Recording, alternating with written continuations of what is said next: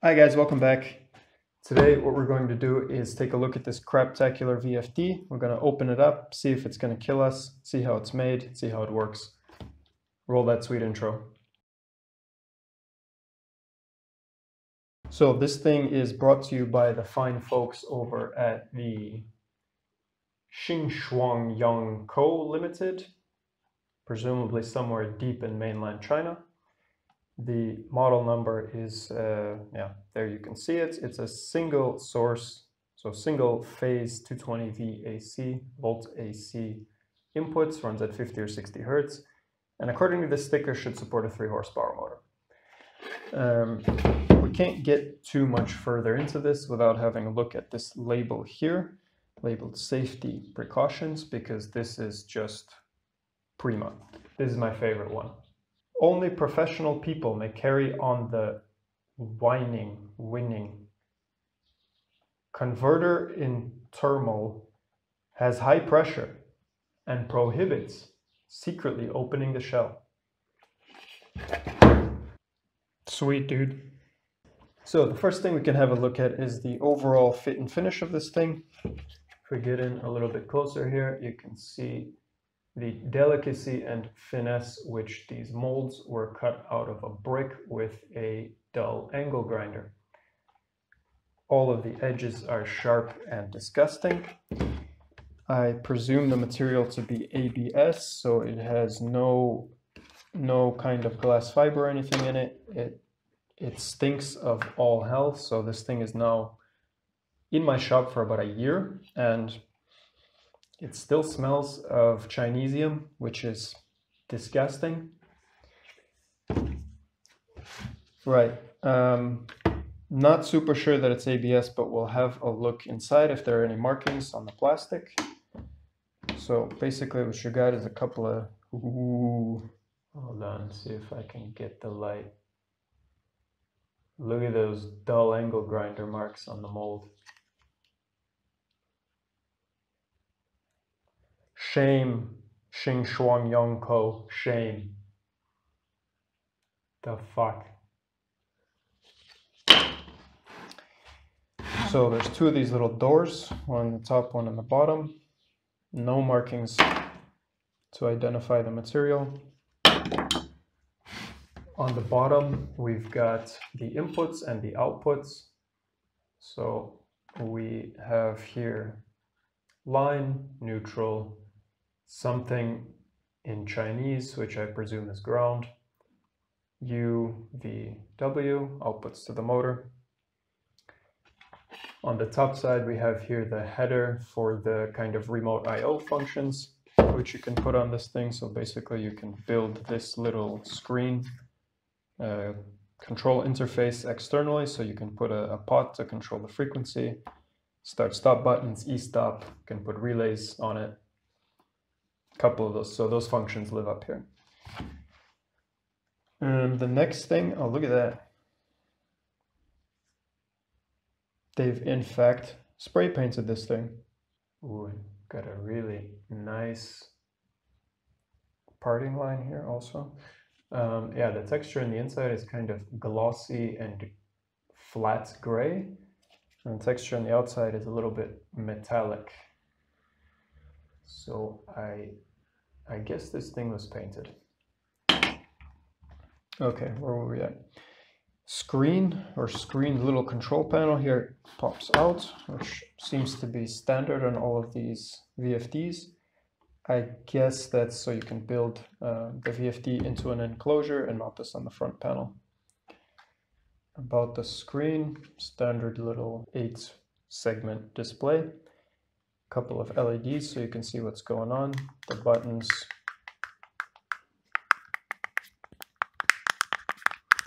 Yeah, the button guy on YouTube would not approve of those buttons. They're crusty as fuck.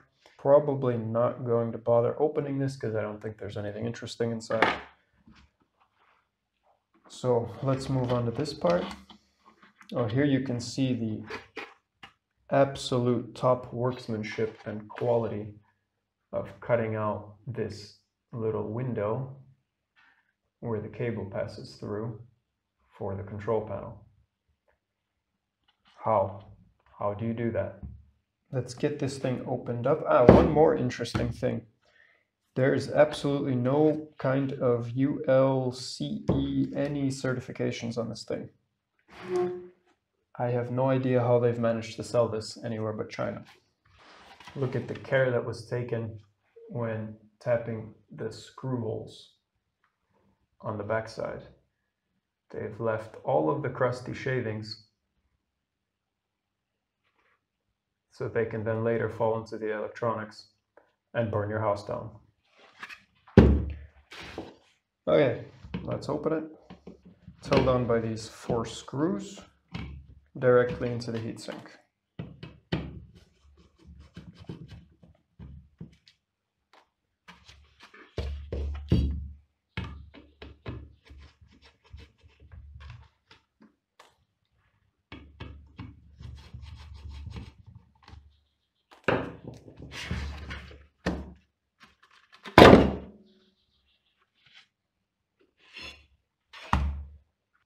Xingshong, whatever the fuck company, can you please watch this video and explain to our kind users what the fuck happened there? What is that?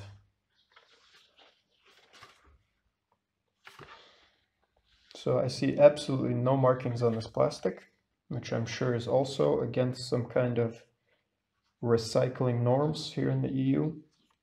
Crusty, real crusty. Forgot about this little guy here. To put the wires in, they've provided this little rubber condom made out of, I don't know what the fuck, but it stinks.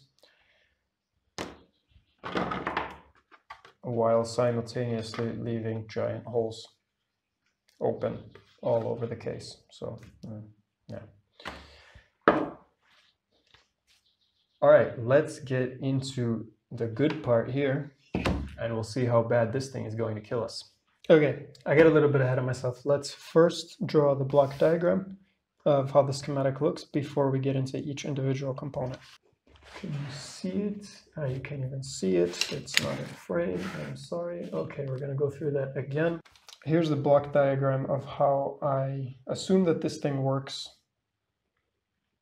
I don't know this 100%, but from analyzing the circuit a little bit, this is what it looks like it does. So here on the left side, we have our AC in. This is your AC coming from the wall. The first thing that we hit on the board is the EMI or EMC, however you want to call it, suppression circuits, suppression components, let's say. So that's to prevent the device from producing a lot of electrical noise and putting it out on the grid. Second component that we hit is the MOV. The MOV is a metal oxide varistor. So it's basically a normal varistor, but a little bit more fancy. Okay, surge suppressor. After the MOV, and actually not really after, but more in parallel to the MOV, is the rectifier. The rectifier we drew here is a little diode. It's in fact a full wave bridge rectifier, not just a simple diode, but we'll get into that later. After the rectifier, we go through a inrush current limiter. So that's basically to prevent the circuit breaker in your wall from tripping when you plug this thing in. Inrush current limiter. After that, we go to the DC bus. DC bus is then the voltage which feeds our IGBTs, which is the next step, is the IGBT output stage, which is generating our 3-phase modulated AC sine waves to drive the load, which is in our case a motor. From the IGBT, by the way, we're now on DC here. The IGBT output stage takes the DC and makes, let's say, quasi AC voltage out of it. In reality, DC voltage, but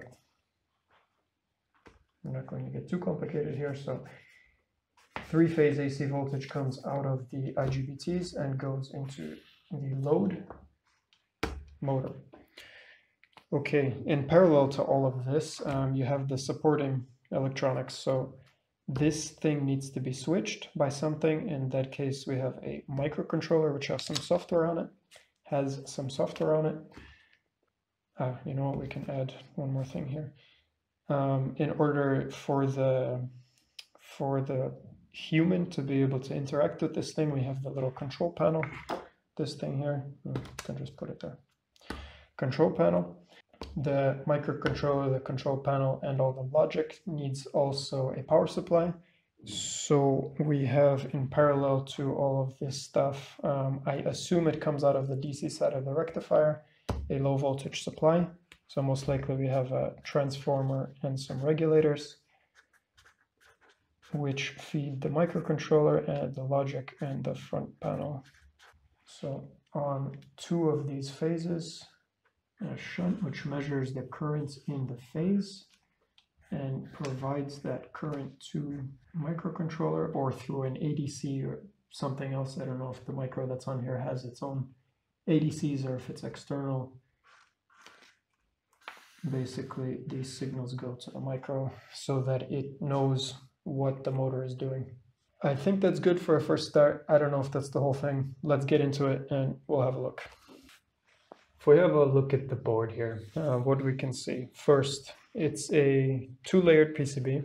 So that means we have copper on the top and we have copper also on the bottom. There are no inner layers with copper between.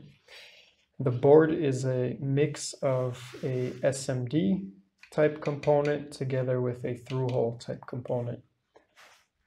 And it looks to me like the SMD part of it most likely was done with a pick-and-place machine, putting the components on and then reflow soldered. However, if you look a little bit closer at some of the components here, so there's some chicken food here, and I'm not sure how you achieve to put your components on the board crooked if you're using a pick-and-place machine. So that could be an indication that they've in fact built this whole board by hand, but that's strange. Right, so like I said, the SMD is probably reflow soldered, and I guess the through-hole components are either selectively soldered by a robot or done by hand. It's hard to say, so the joints on most of them look pretty consistent and decent. But then if you look, for example, under here, right in here, so these headers, the joints don't look so consistent like they were done by machine. They look like perhaps they were done by hand. Okay, a couple other noticeable things right off the hop. So none of the large components have any kind of mechanical affixation to the board.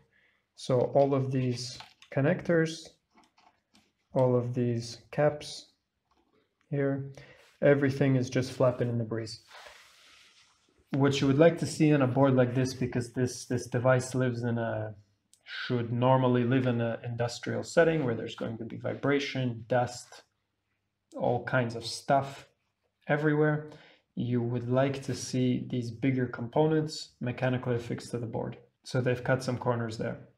All of the electronics are open to the atmosphere. There's no conformal coating. So they've skimped out there a little bit as well. Now looking at the rest of the board, we've got one noticeable thing missing, and that's the typical Chinese way to increase the current carrying capacity of traces on their PCBs, which is to leave some copper open to resist and then soldering on top of it. So essentially making the trace a little bit thicker. It looks like what they've done here is so the copper is quite thick on this board, and it looks like they've just put really wide traces to handle the current. Now, I don't know if that's enough to handle what they've promised on the label here, which is 2.2 kilowatts, which should be 12 amps.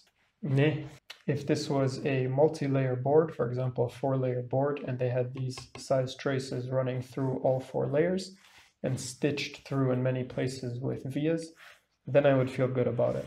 How it is here, These huge caps here, if you decide to take something like this apart, be careful. These things are a great way to get dead. If they're charged in any way and you release that energy through, for example, if you poke something with your 2 hands, put all of that current over your heart, you're going to get dead here. So we've got a couple of connectors scattered around the board here. This one isn't connected to anything in the whole application. I assume it's 4 pins. It's near to the micro here, probably JTAG for programming. This guy is a temperature sensor, which is fixed to the heatsink below the PCB. This one here is labeled fan 2. I guess this comes with a second fan option, maybe in another design. This is fan 1, which is here. This is the header for the remote I/O. So this is the header for the front control panel. And I don't know what these 2 are for. We'll have to pull that off and have a look what those do. So they're labeled Con 2 and Con 1, and then something in Chinese. If we look here on the back side, there's, of the 5 pins in each header, only 2 connected. One goes to this trace here, which is labeled COM, so that's ground. And the second one are these outside ones, which look like they go to this 5 volt. So I guess that those are just 2 5-volt supplies that you can use for whatever. They have not bothered to clean the flux off after the soldering, and this is also indicative of that they've done this by hand. So we'll bring you in a little bit closer here so we can see what's going on. Now what I want to do is I want to go through the whole PCB, compare it to our block diagram that we drew, and explain each module, where it is, a little bit how it works. If we start on the left side, we have the line and neutral and ground connection. Check that out. Looks like our heatsink is not electrically connected to the ground of the PCB.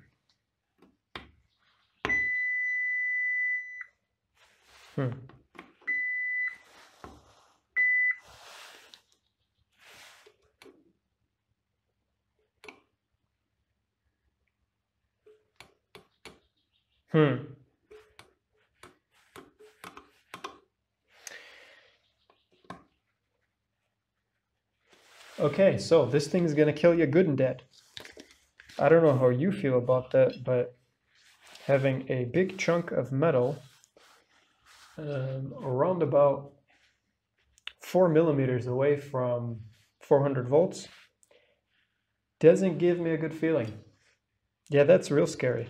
First component, like we saw in our block diagram, EMC, EMI. So this thing isn't marked here, but I presume that's what it is. It looks like a capacitor, which filters the electrical noise generated by the circuit, which is trying to go out onto the grid. This prevents that from happening. Look at that. The board is version 6.1. So somebody's done a bit of work on this thing. Okay, moving on from the EMC, EMI, we run, so you can't see it because it's under the board, we run into the full wave bridge rectifier, these 4 pins here. So we have the 2 pins of the AC coming in and the 2 pins here of the DC going out. So here we've now converted our AC to DC. Okay, so what is a rectifier? The most crude and simple rectifier is a diode. All right, So if we take this diode here, connect an AC signal on the left side, we will get a DC signal on the right side. Okay, how does that work? So you have here the waveform, so this will be voltage with time. There, let's say we have a sinusoid waveform, so something like what comes out of our wall. So, okay, the parameters don't matter. So we have a sinusoid waveform, we connect it here to the AC. What happens then on the output? So let's put DC here in quotes, or DC voltage, which comes out here.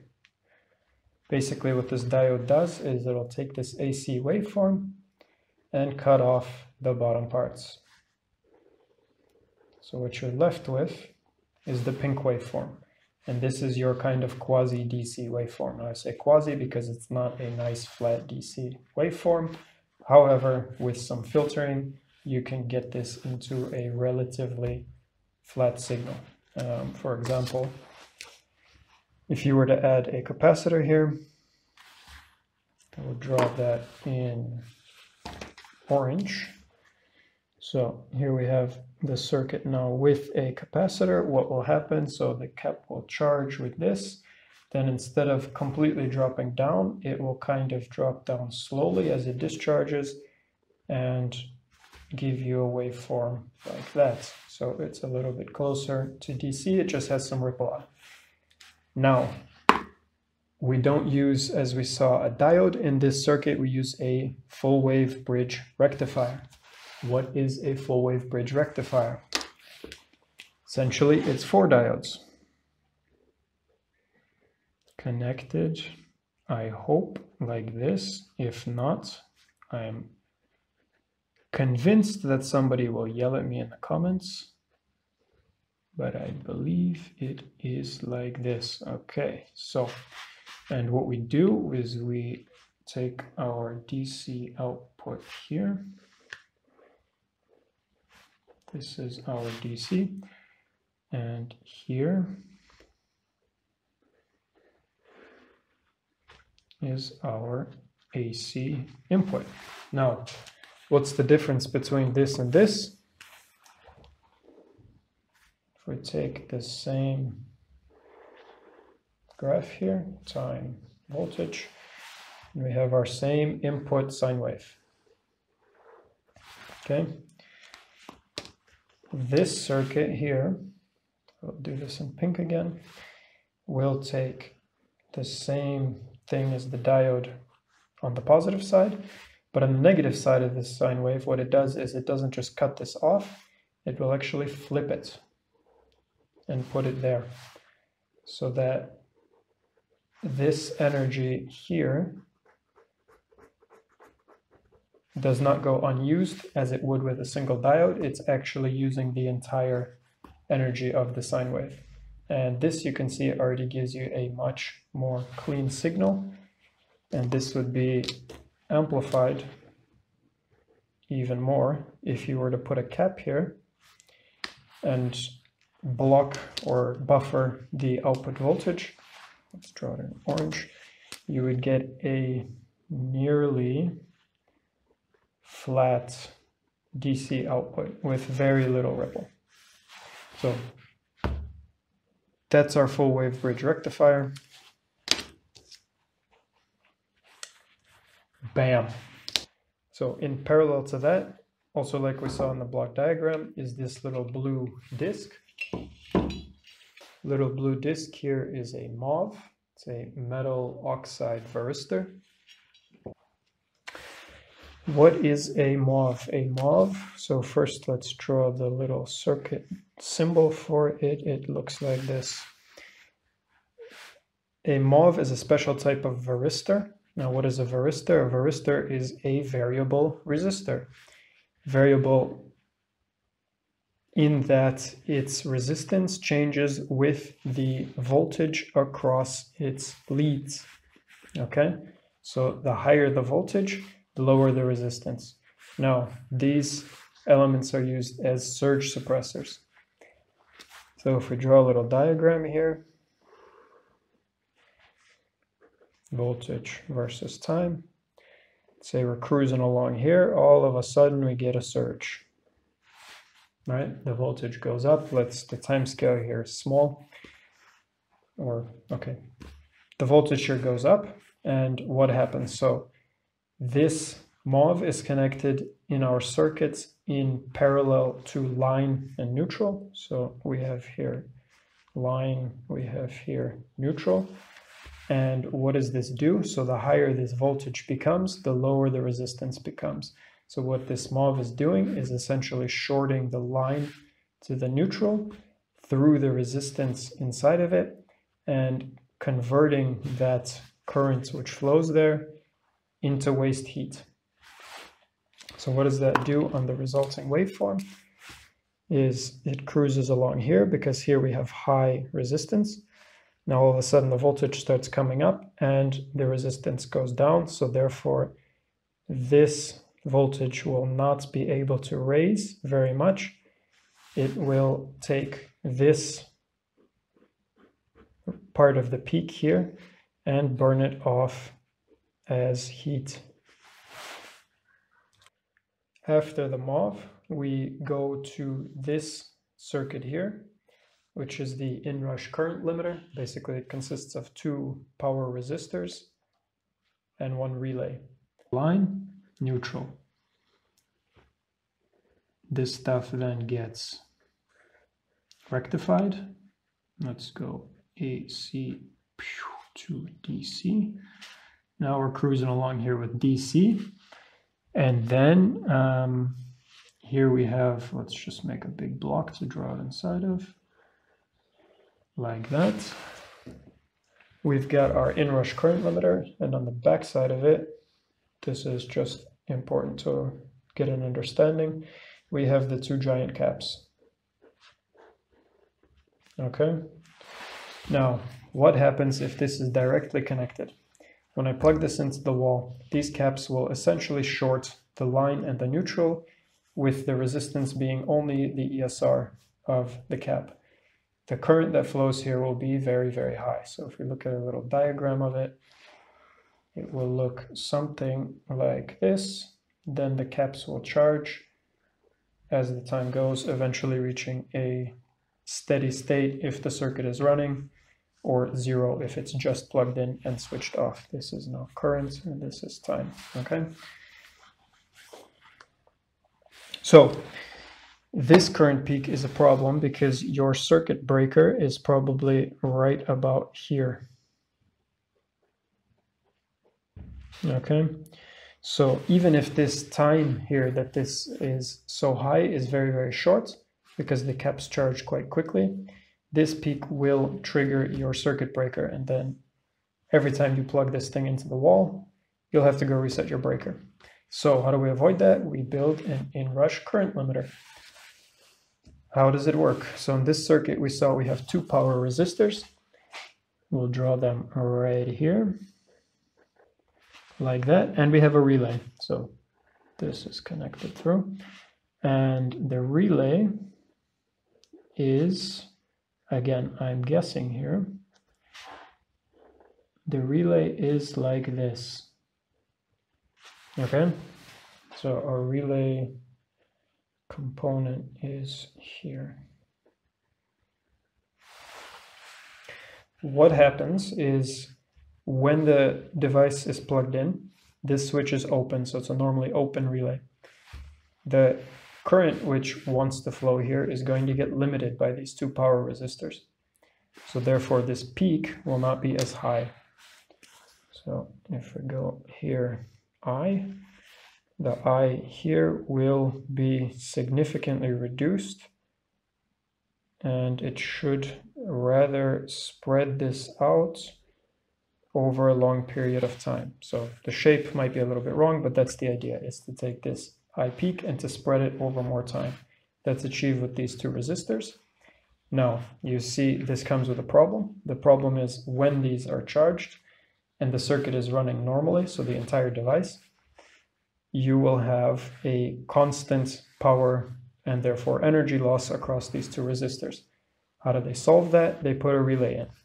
What happens when this initial peak is passed, I assume, so I don't know what controls this relay, but I assume it's controlled by the micro. The micro decides, hey, the time has passed. I guess it's just set to a fixed time, and it will close the relay. Now, what does that do?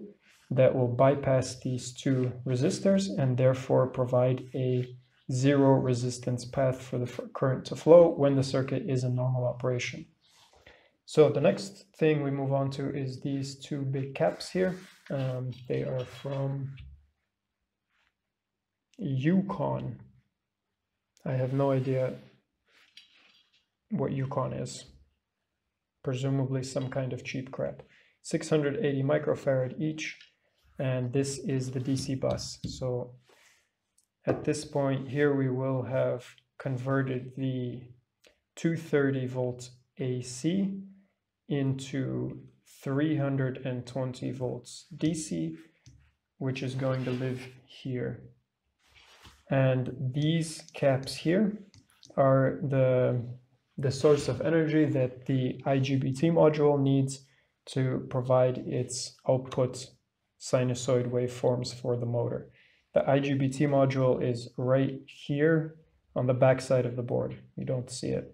So here's all the pins for it. The three phases, output, then there's some kind of common ground here, some kind of power here, and all of the control pins here. Igbt insulated gate bipolar transistor. So the actual schematic diagram, not schematic diagram, let's say this is the internals of the Igbt. You have a transistor. Okay, this is okay. You get the point. It's a little bit stupid drawn, but you get the point. What you have is a transistor. This is our bipolar transistor. This is the gate, and the gate is insulated from the gate signal by this MOSFET. So by switching the gate here of the MOSFET, you switch the gate of the transistor. So you can control this here with an input here. And this is simplified to look almost like a transistor, but it's not exactly a transistor. So you have here the collector, the emitter. Here would normally be the base of a standard transistor. However, we have here a isolation or an insulation. And instead of this being called the base, this is called a gate,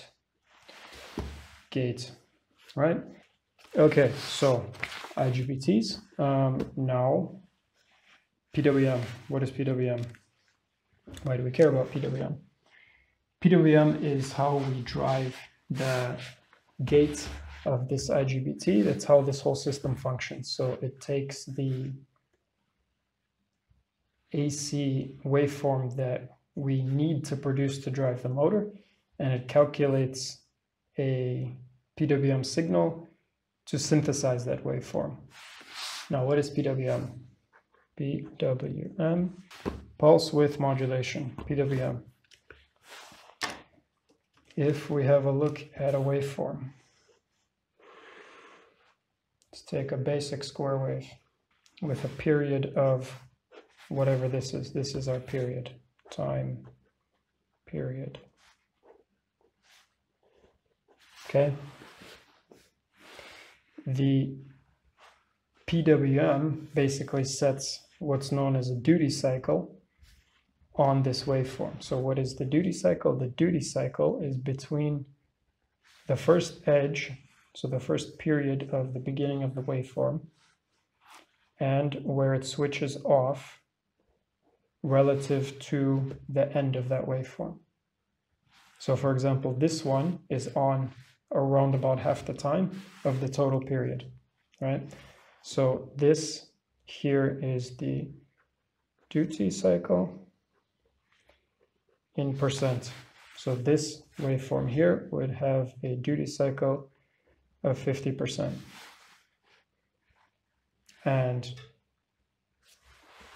why PWM? So we have a pulse, we take the width and we modulate it or change. Okay? That's the basis of this whole system, is this concept here. Let's go further from the IGBT. We didn't finish the IGBT discussion. So the IGBT, in this case, I've until now called it an IGBT module. Why is it a module? Because there's actually 6 IGBTs inside of a 3-phase IGBT module, which you need to create the waveforms to drive a 3-phase synchronous motor, okay? So how does the module look? The module has 6 IGBTs. We'll represent them with circles, and they are connected kind of like this. So this is what's known as a H bridge, and you have inside 3 phases. Each phase contains a high side and a low side, so a high side and a low side IGBT. Each one of these have a gate signal, which is connected to our microcontroller, which is then switching these IGBTs. The center of this is connected to our motor. So here we have phase 1, phase 2, and phase 3. By the way, here is our VDC bus. So our voltage from the DC bus is there, and this is ground. So this is the configuration the IGBTs are connected, and if we then scroll over here a little bit, we can look how the motor is made. The motor is made from 3 phases. They're connected. Let's say this is a Y connected motor. You have here a start point. Then you have your phase 1, phase 2, and phase 3. And these are connected here, here, and here, respectively. So basically what happens with this circuit? Let's say we switch on this phase here, this high side switch, and we flow a current.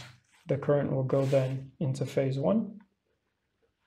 And then depending where the motor is in the commutation, the microcontroller will then decide to switch one of these 2 switches. So you need to, we'll go through commutating the next step, but the current has to come back to the ground. So the way it can do that is it can go either completely over phase 3, completely over phase 2, or split itself between the 2.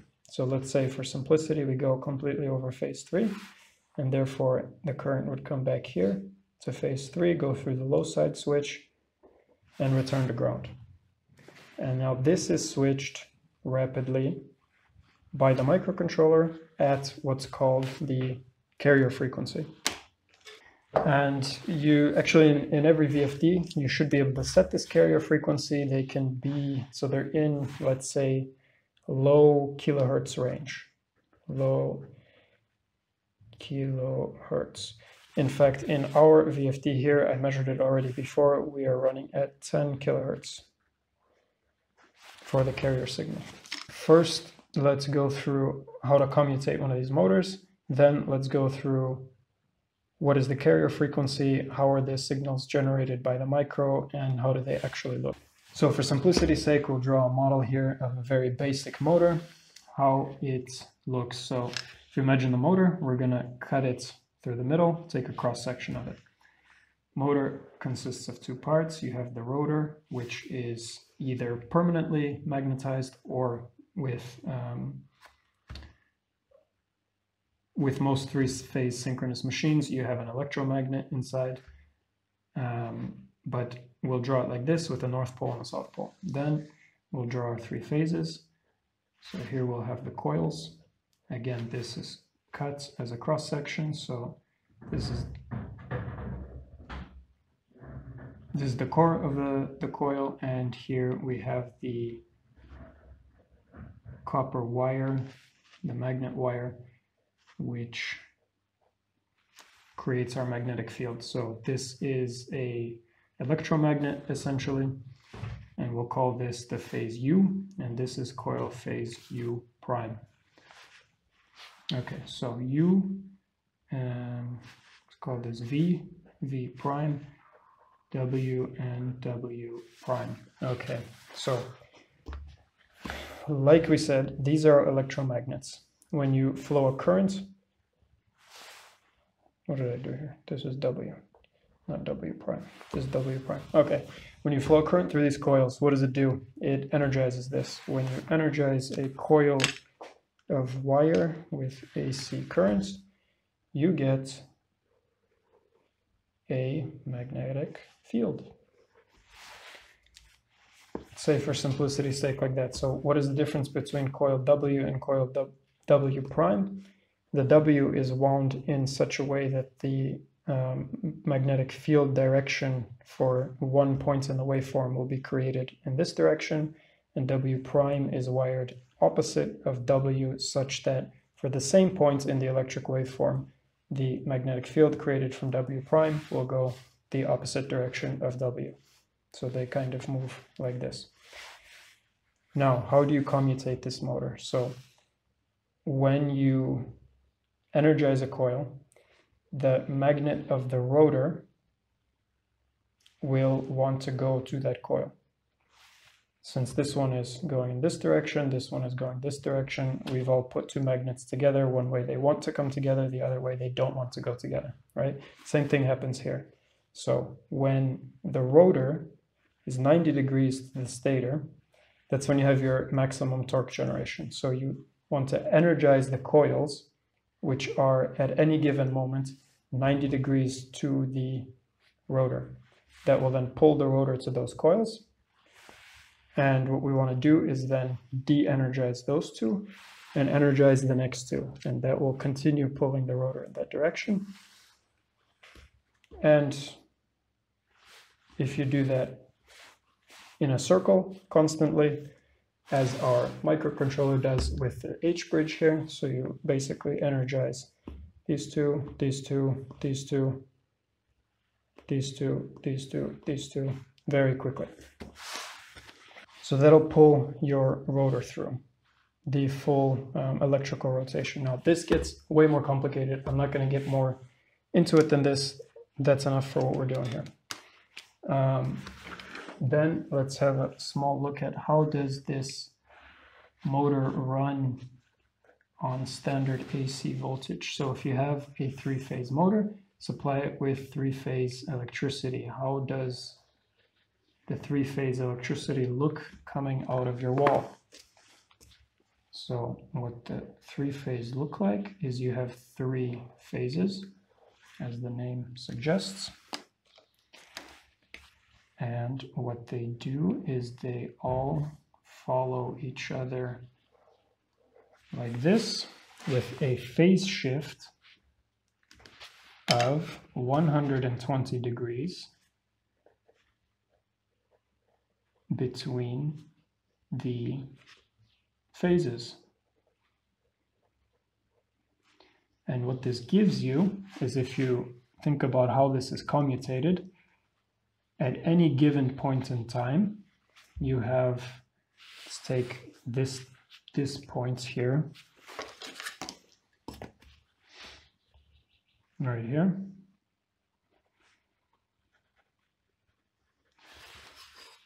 At any given point in time, you have three different voltages and therefore three different currents, which all sum to zero, flowing through your motor. And therefore, if this black one is, for example, phase U, you have there a high voltage, a high current, and these two are opposite of it, they're negative, and the current would then come back, split between these two phases. And this is self-commutating because this flows with an offset of 120 degrees in the phase angle, and therefore this commutates itself. Now we come to the good stuff. How does all of this work in our VFD? So you remember I mentioned a carrier wave. This is going to be tough to draw and it might take a couple tries. Okay, first thing here is going to be our carrier wave or carrier frequency.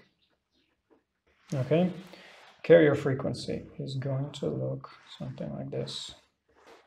Okay, and we said this carrier frequency will have a frequency somewhere, let's say, between 4 and 20 kilohertz.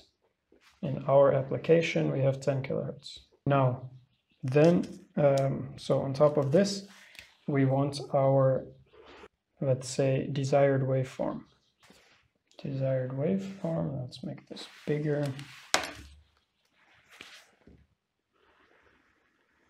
This is going to be our sine wave. Okay, let's say this is our sine wave of one phase of our three-phase machine. Now, this VFD does two things, as we know. It can control the speed and the torque of the motor. So how does it do that? The speed of a three-phase synchronous motor, so the word synchronous tells you that it is synchronized to the frequency of the excitation waveforms. So if you're running a three-phase synchronous motor at 50 Hertz, then depending on the number of pole pairs in the motor, you can calculate your nominal RPM, right? We do the same thing with this, with the VFD. So the VFD, hold on, back up. So the 50 Hertz is the base frequency that the motor runs at. Now, what the VFD can do is modulate this waveform for you and make it, for example, 40 Hertz, 30 Hertz, all the way in the range that you set it. So from 3 Hertz is around about the technical limit of driving a motor with one of these things, all the way up to, I think they can go over 100. I'm not sure what the upper limit is. And what that does is define the frequency of this, let's say, desired or excitation waveform. So if we want to drive the motor slowly, we have a low frequency excitation waveform. If we want to drive the motor quickly, we would increase the frequency of this. Okay, so that's how we control the speed of the motor with the VFD. We modulate the frequency of this excitation waveform. Now, the second thing you can do is control the torque. And most VFDs, so there's several different control algorithms for how they work. The most basic one is volts per hertz. I'm not going to get deep into this, but basically what it does is we have our signals coming from the IGBTs, which then synthesize this waveform. So how does it work? On every one of these edges, this is way more rough than it actually is in reality, but this is good for an example. So on every edge of the carrier waveform, you get a high signal on the output of the IGBTs. I hope this will all make sense in a second. Okay, so the IGBTs put out a PWM signal, right? And this PWM signal is triggered or carried by the carrier frequency. Each time the carrier frequency has a rising edge, the signal here from the IGBTs, let's call it phase voltage, will have a high rising edge. Now, in order to control the torque, you have what we talked about previously, the duty cycle. Okay, so if this is the period, this here is the period, we can now, let's take this waveform here. So if we have here these two parameters are kind of interconnected. It's a little bit complicated. Basically, the higher the voltage that you need to produce at the output, and the voltage directly correlates to the torque. The higher the voltage you need to produce, the longer that this will stay on. So here we're fairly low. We stay on just a little bit of time. Here we're a little bit higher in the waveform, we'll stay on a little bit longer. Here we're almost at the peak, we stay on even longer. Here we're directly at the peak maximum, so we stay on quite long. And then this begins to reduce again. Okay, so the higher the voltage requirement, the longer the duty cycle. This also, by the way, goes negative on this side. I'm not going to draw that. We'll just focus on this part, the positive portion of this sine wave. Okay, so this duty cycle, what it allows you to do is control the voltage at the phase.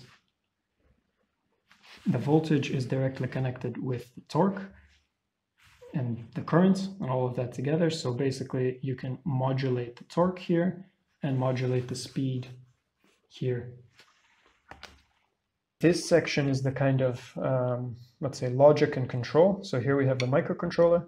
Microcontroller is going to be generating the control waveforms, so the gate signals for the IGBTs.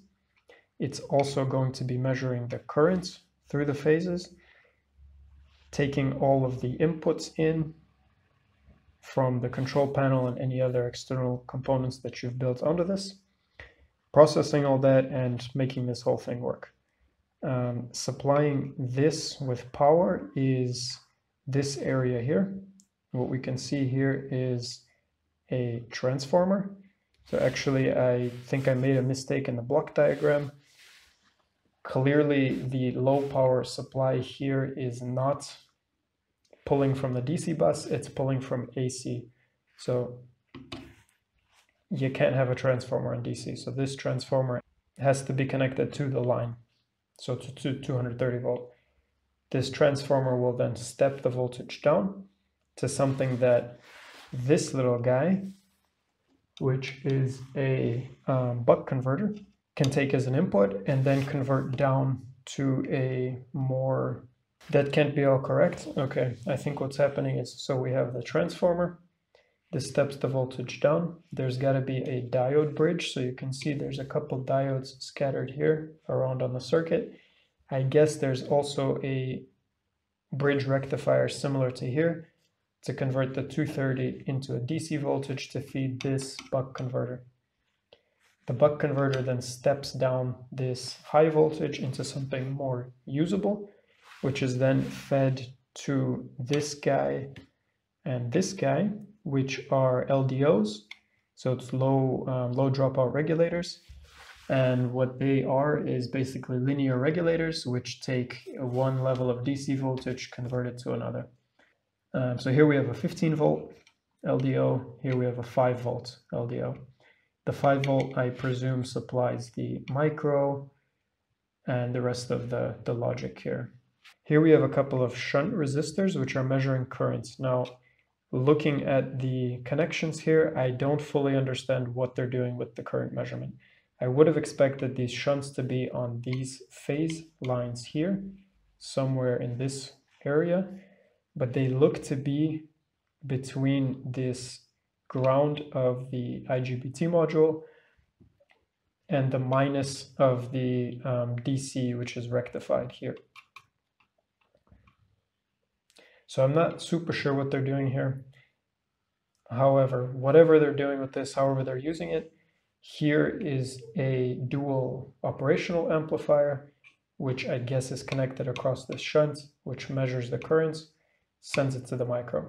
So what else do we have? The last section is this guy right here. And what these things are optocouplers. So what you can do with an optocoupler, it's basically an infrared diode inside together with a transistor. The diode, the light emitted from the diode is connected to the base of the transistor, and therefore you can switch the transistor on and off by flowing a current through the diode. It gives you, what this thing is for, is it gives you isolation between a low voltage and a high voltage portion of the circuit. So what it looks like they're used for is to isolate all of these inputs. The rest of this little chicken food is just supporting, for example, for each LDO, you need an input and an output cap. Also, you can see in parallel to the big ones, there's some small, probably nano caps around the micros, also probably blocking caps for the supply voltage. Around the buck converter, what I find interesting is I don't see,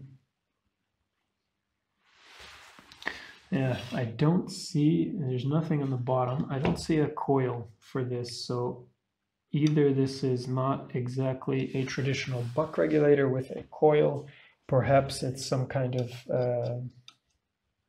chopper that's doing it with logic inside the chip. We'd have to look up the part number in there and have a look how it's actually working. So another kind of half scary thing about this board, you can see in some areas there are these slots cut out of the board. There, for example, you can see these slots are milled out of the PCB. What those are is physical isolation from either two high voltage sections of the circuit, which are on different potentials, or between a high voltage and low voltage portion of the circuit. Now, what's a little bit scary is these caps. So this part, let's say, it's not focused. There we go. This part of the circuit is kind of or even extending to here, is kind of the high voltage portion of the circuit, right? This area is all low voltage. Okay, and there is no isolation between these two areas. So they have between the phases isolation, they have between line and ground and neutral here, some isolation, but nothing in this area. What could theoretically happen, something were to fail and you energize your low voltage section of the circuit with high voltage, potentially you could have a high voltage on a switch, on something that you connect externally. Now they've done something to prevent that. It's to include these opto isolators, but I would have liked to see some isolation here also between the low and high voltage part of the circuit. So in this system, if this part of the circuit becomes energized with high voltage, you do have the opto isolators here, which have a quite good isolation between the diode and the transistor. So you shouldn't get any kind of high voltages on any of your people interfaces. A couple other things we glossed over is we can have a look at the manufacturer. One thing interesting, they've used an ST microcontroller, so that's a good brand name microcontroller. Don't know if they've just gotten that cheap or if I don't know, they decided to put all the money they had into their microcontroller. The brand of these caps is You Can Do It. Nope, no you can't. Come on. Things. No idea what that is. So a couple of the things we got, a few more what I presume are EMI caps. Now this is one feature that's pretty nice. I've seen these boards where they take, for example, the rectifier and then the Igbt module and they screw it to the piece, to the words are hard, heatsink. They screw it to the heatsink and then drop the PCB over it and solder it on. These guys, in a stroke of genius, have actually cut the fasteners out of the PCB so that you can unscrew the rectifier and Igbt module from the heatsink and pull the whole board up. I guess this wasn't done for repairability or for anything else really brilliant except manufacturing. I guess it's easier for them to manufacture the whole board finished, finish all of the soldering processes, put this down onto the heatsink and screw on the modules. All right, guys, I think I'm gonna cut this video there because this is already probably really long. What we can do in the next video, let me know if you want to see something like this or if this even remotely interests you. We can connect this thing to an oscilloscope, connect it to a motor, have it run and have a look at it on signal level, how everything is working. and I have a few more explanations there. All right, guys, thanks a lot for watching. See you in the next one, and ciao.